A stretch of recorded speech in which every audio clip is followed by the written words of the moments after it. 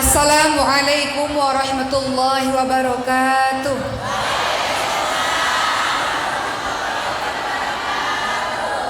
Alhamdulillahirabbil alamin wa bihi nasta'in ala umurid dunya waddin. Wassalatu wassalamu ala asyrafil anbiya'i wal mursalin wa ala alihi wa sahbihi ajma'in, amma ba'du. Rabbi shrah li sadri wa yassir li amri wahlul 'uqdatam min lisani yafqahu qawli. Bapak, ibu-ibu sekalian, mohon izin karena masih belum fokus, kita baca Al-Fatihah bersama-sama, boleh? Kita baca Al-Fatihah bersama-sama, mohon izin ya Pak. Ibunya masih rame. Ya, yuk kita sama-sama ya Bu. A'udzu billahi minasy syaithanir rajim. Bismillahirrahmanirrahim. Alhamdulillahi rabbil alamin. Ar-Rahmanir Rahim. Maliki yaumiddin. Iyyaka na'budu wa iyyaka nasta'in. Ihdinas siratal mustaqim. Siratal ladzina an'amta 'alaihim ghairil maghdubi 'alaihim waladdallin. Amin. Ya Allah, bersihkanlah hatiku ini ya Allah, luruskanlah niatku, mudahkanlah aku dan kami semua menerima ilmu, dan mudahkanlah kami mengamalkan apa yang telah kami tahu. Amin amin ya rabbal alamin. Baik ibu-ibu yang saya sayangi, bapak-bapak, mohon izin duduknya di atas. Kalau duduk di bawah nanti nggak kelihatan. Boleh ya Pak? Mohon izin. Bukan berarti saya yang duduk di atas lebih tahu, tidak. Tapi kalau duduk sejajar dengan bapak-bapak, nanti yang di belakang protes. Jadi mohon izin Bapak dan Ibu, saya duduk di atas supaya kelihatan sampai belakang. Tentu sebelumnya yang saya hormati Ketua Takmir Masjid Baitur Rahman Genteng, betul? Bapak Kiai Haji Mukhdar Atim beserta jajarannya. Assalamualaikum Bapak. Ya, oh iya, assalamualaikum Pak. Pakai masker nggak kelihatan. Yang saya hormati alim ulama, tokoh masyarakat, bapak-bapak semua yang tidak bisa disebutkan satu persatu. Juga ibu-ibu di sini ada banyak sekali asatidz, ustadzat, tokoh-tokoh yang juga saya tidak sebutkan satu persatu. Terlebih banyak sekali ibu-ibu majelis taklim Baitur Rahman, ibu-ibu PKK, betul? Dan ibu-ibu Dharma Wanita sekecamatan Genteng. Genteng itu loh Bu, Genteng. Genteng bahasa betul kan ya? Bahasa Indonesia Genteng, tapi ini nama kecamatan Genteng. Nah, dan juga seluruh teman-teman yang saya cintai, bahagia sekali saya saat ini berjumpa di hadapan ibu-ibu semua. Mohon izin hari ini saya diberikan amanah merindu engkau ya Rasulullah. Baik, Masya Allah. Allahumma sholli wa sallim wa barik alaihi. Baik, Bapak dan Ibu yang dirahmati oleh Allah Subhanahu wa taala, izinkan saya sebelum kita membahas mengenai apa sih keutamaan kita mencintai Rasul dan sebagainya, saya izin cerita sedikit singkat sekali bagaimana kehidupan Rasulullah sallallahu alaihi wasallam dari beliau lahir sampai beliau wafat, yang mudah-mudahan walaupun kita sudah tahu kembali mengingat dan kembali kita bersemangat untuk melanjutkan perjuangan Rasulullah sallallahu alaihi wasallam untuk para sahabatnya, yaitu Islam rahmatan lil alamin. Boleh Bu, Pak? Rasulullah Shallallahu Alaihi Wasallam seperti yang kita tahu lahir di tahun Gajah 12 Rabiul Awal. Pada saat beliau lahir, Masya Allah banyak terjadi keajaiban-keajaiban. Salah satunya ketika beliau lahir pada saat itu di malam hari, tiba-tiba di malam hari terlihat cahaya yang terang benderang berasal dari rumahnya Rasulullah Shallallahu Alaihi Wasallam. Dan orang-orang terkejut karena ini malam hari kok bisa terang. Apa yang terjadi? Ternyata itu salah satu tanda Rasulullah Shallallahu Alaihi Wasallam lahir. Termasuk di zaman itu ada api, orang-orang Majusi yang menyembah api yang sudah berkobar ratusan tahun dan tiba-tiba padam. Dan banyak keajaiban-keajaiban lainnya ketika Rasulullah Shallallahu Alaihi Wasallam lahir. Seperti yang kita tahu secara singkat, Rasulullah Shallallahu Alaihi Wasallam lahir dalam keadaan yatim, di mana ayahnya Abdullah sudah meninggal dunia pada saat beliau masih dalam kandungan. Dan ketika beliau lahir, kemudian dibawa oleh sang kakek Abdul Muthalib untuk didoakan di depan Ka'bah, dibawa di depan Ka'bah. Seperti tradisi orang-orang Arab di zaman dulu bahwa Rasulullah SAW kecil ini dicari ibu susunya, yaitu pada akhirnya Allah takdirkan wanita yang bernama Halimatus Sa'diyah yang akhirnya menyusui Nabi Muhammad SAW. Pada saat itu orang-orang yang menyusui ibu susu ini sebuah pekerjaan teman-teman sekalian, yang artinya orang-orang dari sebuah kampung datang ke kota Mekah untuk mencari pekerjaan menyusui bayi-bayi, di mana mereka akan mendapatkan upah. Pada saat itu tidak ada yang mau menyusui Nabi Muhammad SAW karena beliau adalah yatim yang tidak punya uang banyak. Namun qadarullah, Allah takdirkan disusui oleh Halimatus Sa'diyah. Ketika Nabi Muhammad SAW bayi dibawa ke kampungnya Halimatus Sa'diyah, terjadi berbagai macam keajaiban-keajaiban. Tumbuhan, tanaman-tanaman tumbuh dengan subur. Kehidupan Halimatus Sa'diyah menjadi sangat makmur, tidak seperti yang dulu-dulu. Dan ada sebuah kejadian yang tidak pernah terlupakan, bahwa ketika Nabi Muhammad SAW kecil ini didatangi oleh malaikat-malaikat dan dibelah dadanya, dan kemudian dicuci dan dibersihkan jantungnya. Hal ini membuat Halimatus Sa'diyah takut dan mengembalikan lagi Rasulullah bersama dengan Siti Aminah. Kemudian Siti Aminah Allah takdirkan meninggal dunia, sampai akhirnya Rasulullah SAW menjadi yatim piatu dan diasuh oleh kakeknya sampai usia 8 tahun. Di usia Nabi Muhammad 8 tahun juga akhirnya kakeknya meninggal dunia, sehingga diasuh oleh pamannya Abu Thalib sampai terus menerus. Nanti kita akan ceritakan kemudian. Lalu Abu Thalib sangat mencintai Rasulullah SAW dan mengajari Rasulullah berdagang.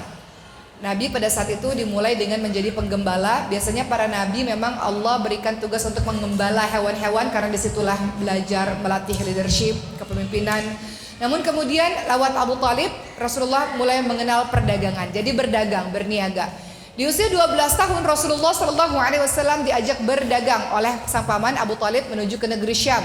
Namun di tengah perjalanan bertemu dengan seorang pendeta yang mengatakan, jangan bawa ke negeri Syam. Aku melihat ada tanda-tanda Nabi terakhir pada diri anak ini. Aku lihat selama dia berjalan seolah-olah pohon-pohon, tumbuhan, tanaman bersujud menuju kepadanya. Dan aku lihat ada tanda di bagian tubuhnya, di belakang tubuhnya. Sehingga hati-hati, kau harus menjaganya wahai Abu Thalib, karena khawatir kalau berita ini tersiar akan membahayakan orang ini, Nabi Muhammad kecil ini. Singkat cerita, waktu terus berjalan, seluruh orang-orang Mekah semuanya sayang dengan Nabi Muhammad karena beliau digelari dengan nama Al-Amin, yakni orang yang terpercaya, orang yang jujur, perkataannya, perbuatannya semuanya menyenangi. Apa yang dikatakan Rasulullah jujur, terpercaya, semua orang sayang, suka dengan Nabi Muhammad SAW. Makanya beliau digelari dengan nama Al-Amin, teman-teman sekalian. Sampai akhirnya menjelang usia 25 tahun, Rasulullah SAW Al-Amin ini masyhur, mulai terkenal namanya ke berbagai macam orang, termasuk oleh seorang wanita yang bernama Siti Khadijah radhiyallahu anha. Siapakah Siti Khadijah? Seorang pedagang, seorang pengusaha wanita yang kaya raya, namun beliau dijuluki sebagai wanita yang suci. Banyak yang ingin menikah dengan janda yang suci ini, namun Siti Khadijah radhiyallahu anha tidak mau. Beliau orang yang sangat terhormat, sangat suci, sangat berwibawa. Banyak orang senang ingin menikahi beliau, tapi beliau tidak mau. Lalu beliau mendengar, oh ada yang digelari Al-Amin, orang ini terpercaya, orang ini jujur, orang ini baik. Maka Siti Khadijah menginginkan agar Al-Amin ini, pemuda ini, menjadi orang yang membantu perdagangan Siti Khadijah. Jadi Siti Khadijah mengekspansi, meluaskan perdagangannya menuju ke negara-negara lainnya. Salah satu yang membantu perdagangan Siti Khadijah adalah Rasulullah SAW. Pada saat itu Siti Khadijah mengirimkan asistennya bernama Maisarah bersama dengan Rasulullah. Saat itu Rasul belum menjadi Rasul, ibu-ibu sekalian. Seorang Muhammad SAW bersama dengan salah satu asisten dari Siti Khadijah. Sepanjang perjalanan, ya Allah, Maisarah, asisten dari Siti Khadijah ini merasa takjub, merasa cinta dan sayang kepada sosok Al-Amin ini, Muhammad SAW, karena akhlaknya yang sangat luar biasa. Semua orang sayang dengan kesantunannya, dengan kebaikannya, dengan kejujurannya. Bahkan kalau berjualan jujur, kalau ada barang yang tidak bagus dikatakan tidak bagus, ada barang yang bagus dikatakan bagus. Orang-orang pada mencintai, menyukai akhlak dari seorang Nabi Muhammad sallallahu alaihi wasallam. Sampai pulang kembali ke kota Mekah mendapatkan keuntungan yang berlipat-lipat. Dan Maisarah ini menceritakan, wahai Siti Khadijah, orang ini memiliki akhlak yang sangat luar biasa. Dia orang baik, orang ini dicintai oleh banyak orang karena perilakunya, perkataannya yang luar biasa.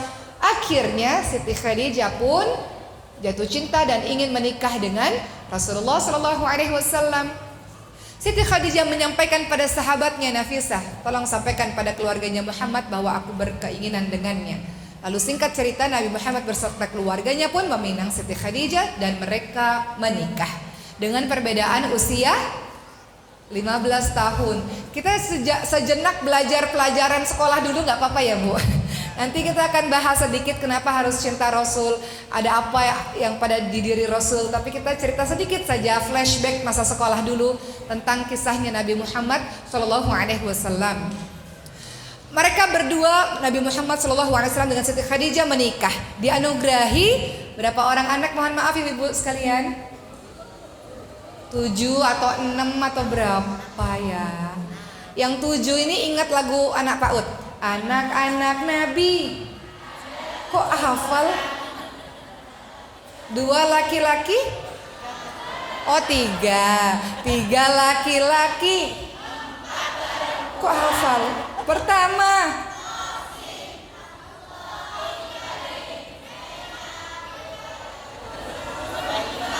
hebat loh. Shallu ala Nabi. Masya Allah, Masya Allah, Masya Allah. Kok hafal?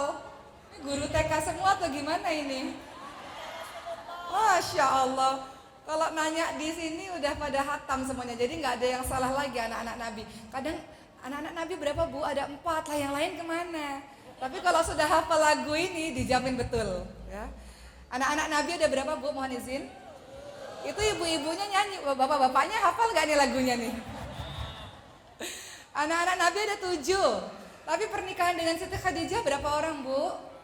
Hah? 2. Berapa Bu?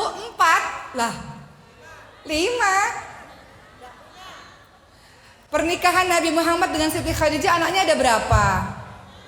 6. Kok tadi udah nyanyi lancar, jawabannya masih 2, 4 gak punya, gimana? Ya jadi anak-anak Nabi ada 7 memang, tapi ada satu anak namanya Ibrahim. Itu anak dari seorang wanita namanya Maria Kiptia. Artinya anak-anak Nabi dengan Siti Khadijah itu ada 6 orang. Siapa saja? Abdullah, Qasim, Ruqayyah, Zainab, Fatimah, Ummu Kulthum. Jadi ada 6 anak teman-teman sekalian. Wah, ini harus hafal ini sejarah-sejarah begini nih. Dan Allah takdirkan pernikahan yang sakinah mawaddah warahmah. Alhamdulillah. Di umur Rasul yang ke-35 tahun terjadi banjir yang sangat besar di Mekah teman-teman sekalian, sehingga Hajar Aswad, Ibu tahu Hajar Aswad ya Bu? Insyaallah semua di sini pergi haji, pergi umrah. Dan kalau sudah pergi menuju Baitullah, pergi lagi insyaallah. Yang belum bisa ajak orang tuanya, keluarga-keluarganya berangkat ya Rabb, panggil ya Allah. Amin amin ya rabbal alamin. Jadi Hajar Aswad itu lepas teman-teman sekalian, sehingga pada saat itu orang-orang bingung siapa ya yang mau mengembalikan Hajar Aswad ke tempatnya. Setiap kepala suku berkeinginan memegang batu syurga tersebut ke tempatnya, dikembalikan ke tempatnya. Tapi singkatnya Rasulullah SAW adalah orang yang adil, orang yang bijak, masya Allah. Beliau tidak ingin terjadi perpecahan. Sehingga beliau mengumpulkan semua kepala-kepala suku itu dan kemudian beliau sorbannya dibentangkan dan kepala suku memegang ujung-ujung sorban Rasulullah. Kemudian Hajar Aswad diletakkan Rasulullah di tengah sehingga semuanya bersama-sama membawa Hajar Aswad sehingga kembali kepada tempatnya. Rasulullah mengajarkan pada kita untuk jangan terpecah belah, apalagi kita seorang mukmin, seorang muslim. Innamal mu'minuna ikhwah. Sesungguhnya setiap mukmin bersaudara. Jangan pecah belah ya Bu. Nah ini banyak sekali soalnya di luar sana yang berpecah belah. Jangan. Kita ini adalah satu tubuh merasa sakit, satu anggota tubuh merasa sakit, semuanya merasa sakit. Kita bersaudara. Tidak boleh kata Rasulullah, orang-orang yang bersaudara itu haram diganggu darahnya, haram diganggu kehormatannya, haram diganggu hartanya. Kita seorang mukmin, orang-orang yang beriman, insyaallah amin amin ya rabbal alamin, orang-orang yang mengikuti Allah dan Rasulnya, Gak mau kita berpecah belah, kita mau bersatu. Kenapa? Kita punya Allah, Tuhan yang sama, kita punya kitab yang sama, kita punya Rasul yang kita cintai bersama-sama. Jadi kita bersatu. Benika tunggal ika, ya. Berbeda-beda walaupun tetap satu jua. Jadi ukhuwah Islamiyah, ukhuwah wataniyah, persaudaraan sebangsa setanah air, dan ukhuwah basyariyah, sesama manusia. Kembali kepada kisah Rasul, teman-teman sekalian. Menjelang Rasul usia 40 tahun, teman-teman sekalian, apa yang terjadi? Rasul sering sekali merenung ke Jabal Nur di Gua Hira. Rasulullah SAW merenung, ya Allah, apa yang terjadi sesungguhnya dengan orang-orang di kota Mekah ini? Terjadi kezaliman, perempuan tidak ada harganya, bayi perempuan dikubur hidup-hidup, terjadi perbudakan, orang-orang minum khamar dan sebagainya. Apa yang terjadi? Sampailah di suatu malam di bulan suci Ramadan, Nabi Muhammad SAW kedatangan oleh malaikat Jibril, didatangi malaikat Jibril, dan kemudian turunlah surah yang pertama kali turun, yakni surah Al-Alaq. Boleh baca sama-sama, Bu? Supaya nggak ngantuk ya, Bu. Yang lain masih nguap, wah ngantuk. Kita baca sama-sama surah Al-Alaq ayat 1 sampai 5. 1, 2, 3. A'udzu billahi minasy syaithanir rajim. Bismillahirrahmanirrahim. Iqra bismi rabbikal insana min 'alaq. Iqra wa rabbukal akram alladzi 'allama bil qalam 'allamal insana ma lam ya'lam. Surah Al-Alaq sampai 5, Bu. Surah Al-Alaq, semangat benar Ibu nyampe mau habis dibaca sama-sama. Surah Al-Alaq ayat 1 sampai 5, surah yang turun yang menandakan seorang Muhammad sallallahu alaihi wasallam menjadi Rasulullah sallallahu alaihi wasallam. Pada saat itu Rasul dalam keadaan ketakutan dipeluk oleh malaikat Jibril. Rasul takut, Rasul nggak bisa baca. Rasul disuruh baca. Sampai akhirnya Rasul pulang. Di tengah perjalanan ada yang memanggil, ya Muhammad, ya Muhammad. Rasul lihat ke atas, ternyata malaikat Jibril datang lagi tapi dengan wujud yang asli. Itu dengan 600 sayapnya. Kemudian akhirnya Rasulullah pulang ke rumah, Masya Allah disambut oleh seorang istri yang salihah. Saya yakin semua ibu-ibu di sini salihah. Ketika Rasul sampai di rumah, Siti Khadijah tidak bertanya apa-apa melihat suaminya dalam keadaan gemetar dan ketakutan.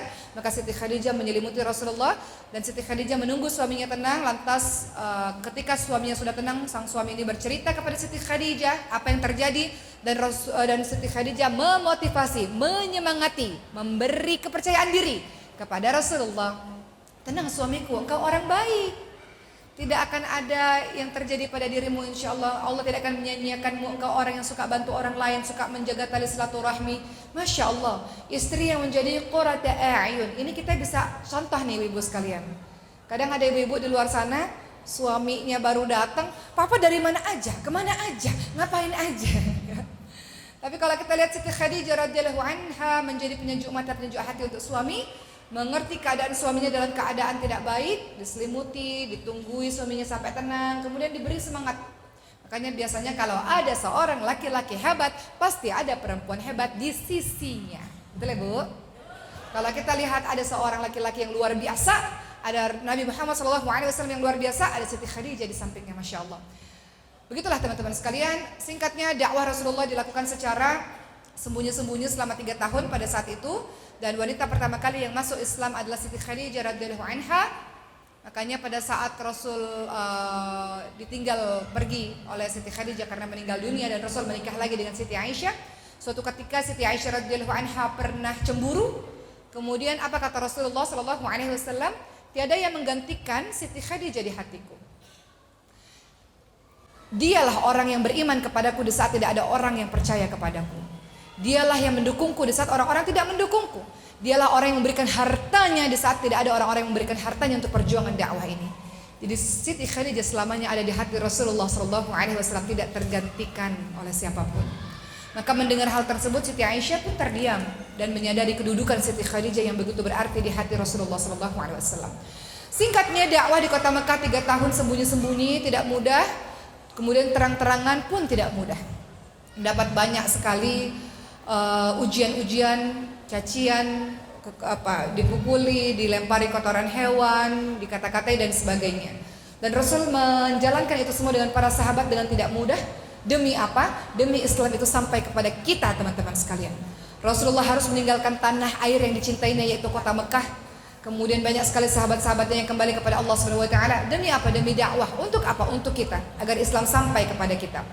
Lalu Rasulullah SAW mengalami tahun kesedihan pada tahun 7 kenabian sampai 10 kenabian pada masa periode kota Mekah, karena sang istri meninggal dunia dan sang paman meninggal dunia. Siapa yang selama ini senantiasa menyemangati Rasulullah di rumah? Siti Khadijah. Siapa yang selama ini menjaga Rasulullah di luar rumah? Adalah Abu Thalib, pamannya, yang selama ini menjaga Rasulullah sejak Rasulullah kecil atau sejak Rasulullah remaja. Dan pada saat itu kedua orang ini meninggal dunia, sehingga Rasul mengalami tahun-tahun kesedihan yang luar biasa. Susah sekali dakwah, ya Rabb, pada saat itu. Maka Allah Subhanahu wa taala menghibur Rasulullah dengan peristiwa Isra Mi'raj. Jadi ketika kepergian orang yang dicintai Rasul, kemudian Rasul dakwah di negeri Taif tidak diterima, maka Rasul dihibur oleh Allah Subhanahu wa taala dengan peristiwa Isra Mi'raj. Dari Mekah menuju ke Palestina, Palestina menuju ke Sidratul Muntaha, naik ke langit. Dan disitulah Rasulullah bertemu dengan para nabi di setiap langitnya, dan kemudian mendapatkan perintah salat dari Allah Subhanahu wa taala. Sehingga perintah salat adalah penghibur bagi hati-hati kita semua. Salat itu adalah istirahat bagi orang-orang yang beriman.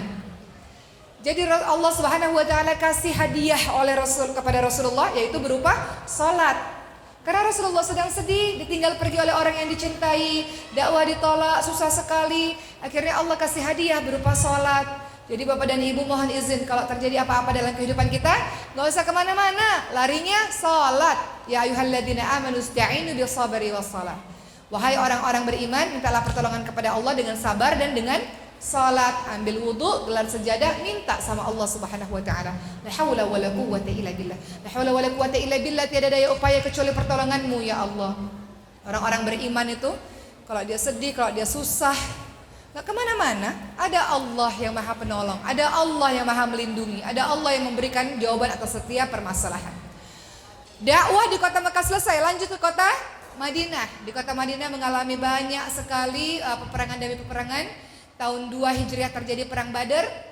Pada saat itu umat Islam sedikit sekali 313 melawan hampir 1000 orang kafir Quraisy.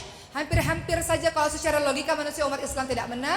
Namun karena pertolongan dari para malaikat-malaikat yang dikirim oleh Allah, umat Islam menang. Apa pelajaran dari sini teman-teman sekalian? Tugas kita dalam kehidupan ini sebagai manusia biasa, duit, doa, usaha, ikhtiar, tawakal ala Allah. Adapun terserah Allah apa hasilnya nanti. Allah akan mengirimkan tiba-tiba pertolongannya yang kita secara logika nggak tahu, kok saya bisa seperti ini, siapa yang tolong? Allah Subhanahu wa taala. Kadang-kadang dalam kehidupan kita susah, nggak ada yang bisa tolong kita. Kita lupa ada Allah Subhanahu wa taala yang bisa tolong kita. Sebagaimana pada saat perang Badar, secara logika manusia nggak mungkin umat Islam menang. Tapi Allah Subhanahu wa taala kirimkan ribuan malaikat untuk menolong Rasulullah dan para sahabat sehingga dimenangkan oleh umat Islam pada saat itu. Tahun 3 Hijriah terjadi perang Uhud. Tahun 5 Hijriah terjadi perang Ahzab. Tahun 6 Hijriah terjadi Hudaybiyah, perjanjian Hudaybiyah. Apa itu? Rasulullah sudah rindu dengan kota Mekah. Sampailah di sebuah tempat namanya Hudaybiyah, mengajak para sahabat, yuk sudah bertahun-tahun nih tidak pulang ke kampung halaman. Tidak beribadah di kota Mekah, tidak beribadah di Baitullah. Namun sampai di suatu tempat namanya Hudaybiyah, orang-orang kafir Quraisy tidak mengizinkan orang-orang Islam, para sahabat Nabi dan Nabi ini untuk beribadah ke Baitullah. Terjadilah perjanjian Hudaybiyah, yang salah satu isinya adalah terjadi gencatan senjata. Kalau ada yang melanggar, maka selesai di perjanjian. Isi perjanjian Hudaybiyah, orang-orang Islam gak boleh beribadah di tahun itu. Makanya para sahabat kecewa luar biasa. Kenapa Rasul perjanjian seperti ini merugikan kita? Mereka kecewa. Rasul hanya memerintahkan para sahabat untuk kita ikuti saja dulu perjanjian ini, dan sebagai gantinya adalah kita memotong rambut dan menyembelih hewan. Para sahabat kecewa, tidak mau melakukan. Sampai akhirnya salah seorang istri Rasul mengatakan, ya Rasul, tidak perlu disampaikan, lakukan saja, mereka akan mengikuti. Tahun 7 Hijriah terjadi perang Khaybar, di mana Rasulullah SAW diberi makanan yang sudah ada racunnya oleh seorang wanita. Tahun 8 Hijriah terjadi Fathu Mekah, pembebasan kota Mekah. Umat Islam sudah sangat kuat di kota Madinah, kemudian menuju ke kota Mekah untuk menyingkirkan berbagai macam berhala-berhala. Kenapa terjadi Fathu Mekah? Karena orang-orang kafir Quraisy menyalahi perjanjian Hudaybiyah sehingga terjadi peristiwa pembebasan kota Mekah. Seluruh berhala dihancurkan dan umat Islam sejak hari itu sampai seterusnya negeri Mekah menjadi negeri yang aman. Dan tahun 10 Hijriah, saya mau ceritakan ini karena kita akan kaitkan dengan cinta kita, rindu kita pada Rasulullah SAW. Sudah mulai Rasulullah sakit. Apa yang terjadi pada Rasulullah? Rasulullah SAW sudah mulai merasakan sakit demam dan sebagainya. Maka di detik-detik wafatnya Rasulullah SAW, pada saat itu Rasul meminta Abu Bakar As-Siddiq untuk menjadi pengganti imam salat. Dan Rasulullah terbaring di pangkuan sang istri tercinta Siti Aisyah radhiyallahu anha. Rasulullah SAW berpesan untuk kita semua untuk senantiasa menjaga salat dan senantiasa hablum minanas, yaitu menanggung urusan orang lain, orang-orang yang menjadi di bawah tanggungan kita. Artinya hablum minallahnya jalan, hablum minannasnya jalan. Rasul ingatkan kita salatnya dijaga dan kita betul-betul mengurusi orang-orang yang berada di bawah tanggungan kita, atau hablum minannasnya itu terjaga dengan baik. Kemudian saatnya pun tiba. Rasulullah SAW pada akhirnya menghembuskan nafas terakhirnya di pelukan sang istri tercinta Siti Aisyah radhiyallahu anha, teman-teman sekalian. Dan ketika Rasulullah wafat, maka kota Madinah diliputi kesedihan yang luar biasa. Sayyidina Umar bin Khattab radhiyallahu anhu kemudian marah dan mengambil pedangnya dan mengatakan, Rasulullah tidak wafat. Siapa yang mengatakan Rasulullah wafat? Akan aku penggal kepalanya. Rasulullah tidak wafat, Rasulullah hanya ketemu kepada Allah lalu kembali lagi. Itu adalah ekspresi kesedihan dari Umar bin Khattab radhiyallahu anhu. Kadang-kadang kalau ada orang-orang yang kita cintai meninggal dunia, kadang-kadang kita masih belum sadar, belum menerima. Itu yang terjadi kepada Sayyidina Umar bin Khattab. Rasulullah tidak meninggal. Siapa yang mengatakan Rasulullah wafat? Kalau ada yang mengatakan Rasulullah wafat, aku penggal kepalanya, kata Sayyidina Umar. Maka kemudian Abu Bakar As-Siddiq radhiyallahu anhu, Sayyidina Abu Bakar pun menepuk-nepuk pundaknya Umar bin Khattab dan mengatakan, wahai Umar, Rasulullah SAW itu manusia biasa, beliau hidup, beliau kembali kepada Allah, Allah yang abadi. Sayyidina Abu Bakar As-Siddiq radhiyallahu anhu mengingatkan kepada Umar bin Khattab bahwa ini adalah sesuatu yang betul terjadi. Rasulullah sudah pergi meninggalkan kita selama-lamanya. Maka mulailah di situ Sayyidina Umar bin Khattab pun tertunduk dan mulai menyadari bahwa memang Rasulullah selesai tugas. Teman-teman sekalian, yang ingin disampaikan pada hari ini teman-teman semua, ketika Rasulullah SAW menuju kepada Allah, hendak kembali kepada Allah, Rasulullah juga memiliki pesan yang luar biasa yang ingin disampaikan kepada kita teman-teman sekalian, yakni kalau kita semua ingin selamat, berpegang teguhlah kepada dua hal, yaitu Al-Quran, hudalin nas, hudalil muttaqin. Jangan pernah kau tinggalkan Quran. Baca dia setiap hari. Kalau bisa hafalkan, tadabbur Quran, ajarkan, amalkan sesuai apa yang kau pelajari. Quran jangan ditinggalkan. Jangan ada orang yang setiap harinya bisa hidup tanpa Al-Quran. Bagaimana mungkin? Al-Quran adalah petunjuk bagi manusia, petunjuk bagi orang-orang yang beriman. Bagaimana mungkin ada orang yang sampai hari ini masih tidak membaca Al-Quran? Kita tinggal di Indonesia, negara mayoritas Islam, sahabat sekalian. Masjid banyak, guru ngaji banyak. Kenapa sampai hari ini masih belum istiqamah membaca Al-Quran? Rasulullah ingatkan, khairukum man ta'allama al-Quran wa 'allamahu. Sebaik-baik orang adalah orang yang terus-menerus belajar Quran, membaca Quran dan mengamalkannya. Rasulullah ingatkan sebelum detik-detik wafatnya, dalam haji wada, haji perpisahan, beliau ingatkan, kalau kalian ingin selamat, berpegang teguhlah kepada dua hal, yaitu Quran dan Sunnah. Hadisnya Rasulullah SAW. Rasulullah SAW juga ingatkan, pernah mengatakan kepada para sahabat-sahabatnya, wahai sahabat-sahabatku, aku merindukan perjumpaan dengan saudara-saudaraku. Kata para sahabat, kami ini adalah saudara-saudaramu. Kenapa engkau rindu berjumpa dengan kami ya Rasul? Bukan, saudara-saudaraku adalah mereka yang tidak pernah melihatku, tapi mereka mengikutiku. Mereka mengikuti dan mencontohiku. Mereka beriman kepada Allah dan Rasul-Nya. Aku merindukan perjumpaan dengan mereka. Siapa itu? Kita semua. Rasul merindukan perjumpaan dengan kita semua, yakni orang-orang yang tidak pernah melihat Rasulullah SAW namun beriman kepada Allah dan Rasul-Nya. Rasul merindukan perjumpaan dengan kita, teman-teman sekalian. Pertanyaannya, apakah kita memiliki kerinduan yang sama? Kita mengatakan kita rindu kepada Rasulullah SAW. Apa buktinya? Apa buktinya? Mudah bagi kita semua mengatakan, teman-teman sekalian, aku mencintai Rasulullah, aku mengikuti Rasulullah. Apa buktinya? Apa bukti cinta itu, teman-teman sekalian? Salawat kepada Nabi diperbanyak. Apa buktinya? Apa-apa yang diperintahkan, dicontohkan oleh Nabi Muhammad SAW kita ikuti. Itu beberapa dari buktinya. Izinkan saya pada hari ini secara cepat, teman-teman sekalian, menyampaikan kepada teman-teman sekalian bahwa ada hal-hal yang perlu kita tahu kalau kita ingin membuktikan cinta kita kepada Rasulullah SAW. Apa bukti kalau cinta kita pada Rasulullah? Kalau kita cinta pada Rasulullah, bukti yang pertama adalah mendahulukan dan mengutamakan beliau dari siapapun, dan ini tidak semua orang bisa melakukannya. Para sahabat-sahabat Nabi, Masya Allah, beliau kerahkan, beliau berikan. Sayyidina Abu Bakar, beliau berikan seluruh hartanya, seluruhnya untuk perjuangan dakwah Nabi. Sampai-sampai Nabi katakan, kau tinggalkan apa ya Abu Bakar untukmu dan untuk keluargamu? Allah dan Rasul. Semuanya diserahkan kepada Rasulullah SAW. Sayyidina Abu Bakar ketika Rasulullah SAW bersama beliau di Gua Thur mau masuk, kata Abu Bakar, tunggu dulu, biarkan aku yang membersihkan gua ini. Kalau terjadi apa-apa kepadaku, gak masalah. Kalau terjadi apa-apa kepadamu, aku tidak mau ya Rasulullah, aku tidak mau. Maka izinkan aku membersihkan semuanya supaya tidak ada hewan-hewan yang lainnya yang bisa mengganggumu. Jadi beliau menyerahkan dirinya, berkorban untuk Rasulullah SAW. Pada saat perang Uhud tahun 3 Hijriah, seorang wanita namanya Nusaybah binti Ka'ab radhiyallahu anha melihat di perang Uhud Rasulullah sudah dalam keadaan yang susah.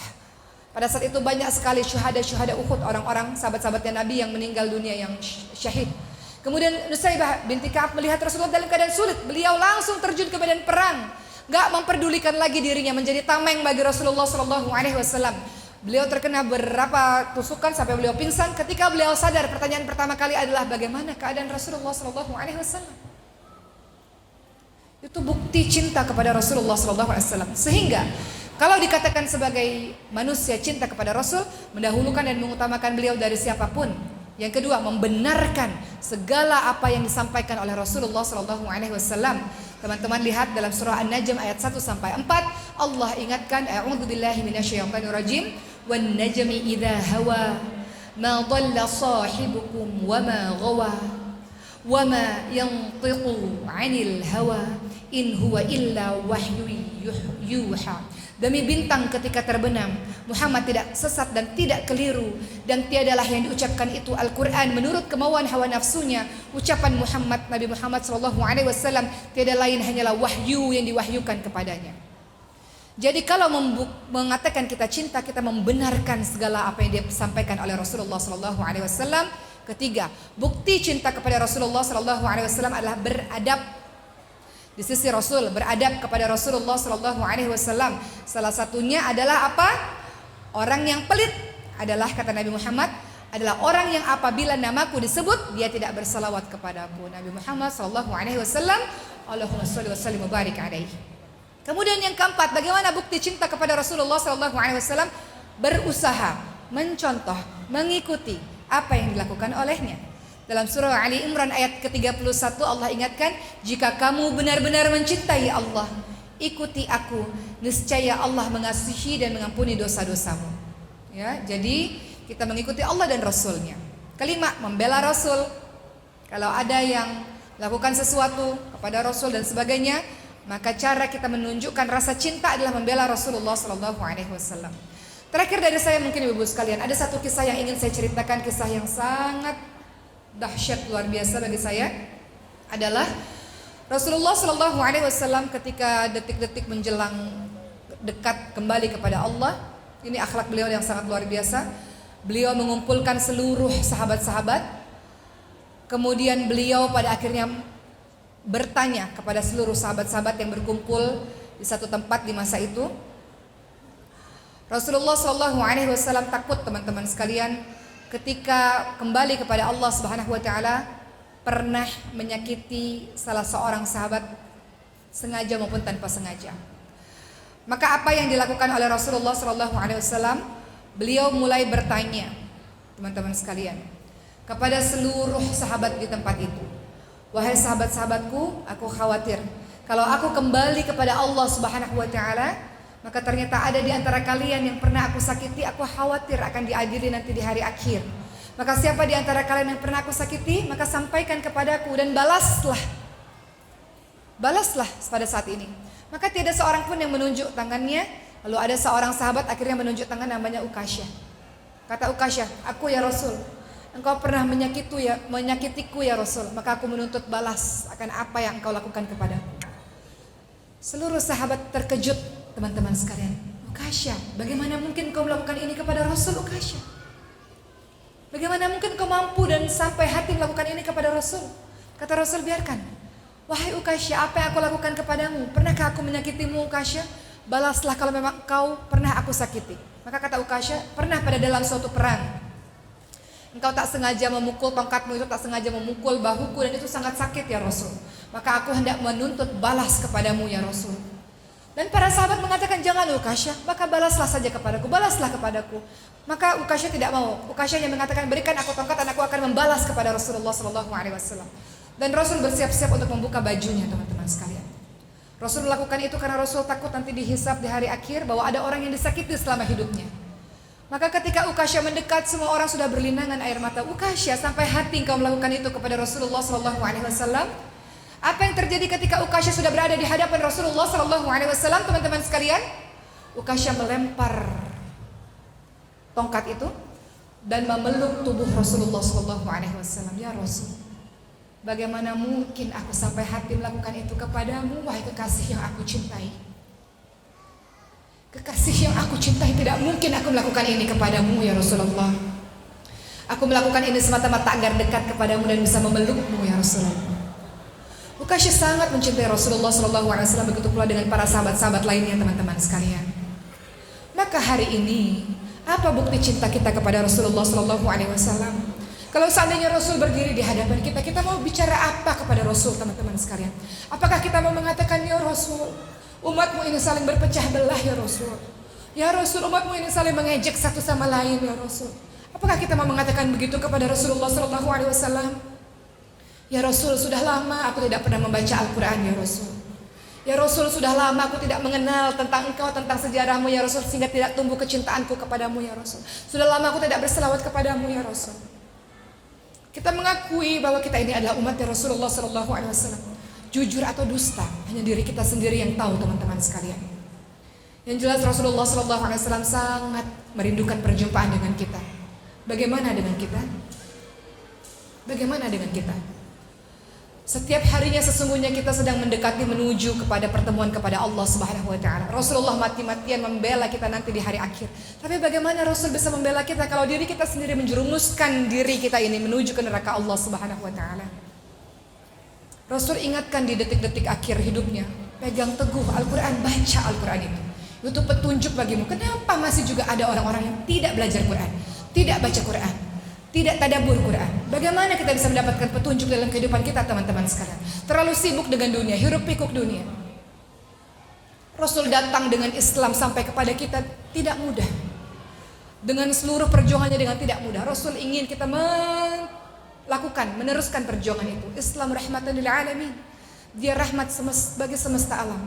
Islam agama yang penuh dengan kasih sayang, penuh dengan kesejukan. Kenapa masih di antara kita yang merusak apa yang sudah Rasul bawa itu?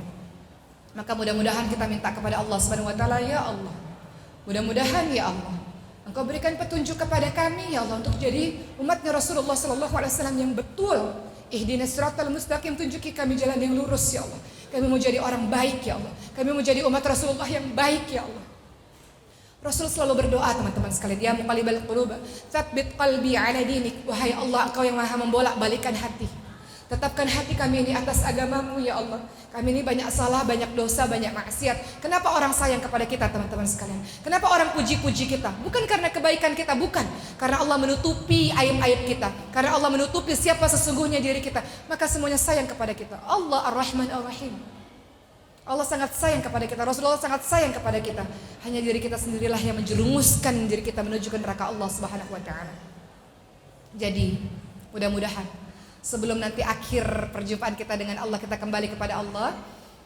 Mudah-mudahan Allah izinkan kita menuju ke Baitullah. Kita menuju ke Baitullah dan kita Allah izinkan untuk berziarah ke makam Rasulullah sallallahu alaihi wasallam. Kita ucapkan salam kepada beliau. Assalamualaikum ya Rasulullah. Assalamualaikum ya Habiballah. Assalamualaikum ya Nabi Allah. Mudah-mudahan insyaallah semua yang ada di sini bisa menyampaikan salam langsung di hadapan makam Rasulullah sallallahu alaihi wasallam insyaallah. Dan semoga istiqamah di jalan kebaikan ini. Tidak mudah menjadi orang-orang lurus, orang-orang baik, tapi kita bisa insyaallah. Karena kita akan dipertemukan dengan orang-orang yang kita cintai di hari akhir nanti. Kita mau kan teman-teman sekalian? Saya rindu bertemu dengan ayah saya, almarhum ayah saya. Begitu pula kita semua. Ada ayah atau ibu kita, atau orang-orang kita cintai kembali kepada Allah, kita mau bertemu. Perpisahan sementara. Rasul perpisahan sementara. Kita akan ketemu insyaallah dengan orang-orang yang kita cintai. Ibu kita, ayah kita. Orang-orang yang kita cintai di syurga Allah. Kita bertemu dengan Rasulullah sallallahu alaihi wasallam dan puncak kebahagiaan tertinggi adalah ketika Allah buka tabirnya dan kita bisa memandang wajah Allah Subhanahu wa taala. Sehingga akhir hidup kita dipanggil dengan kalimat ya ayyatuhan nafsul mutmainnah irji'i ila rabbiki radiyatan maradiyah fadkhuli fi ibadi wadkhuli jannati. Wahai jiwa-jiwa yang tenang, kembalilah kepada Allah dengan hati yang ridha dan diridhai oleh Allah. Masuklah ke dalam golongan hamba-hamba Allah. Masuklah ke dalam syurga Allah insyaallah.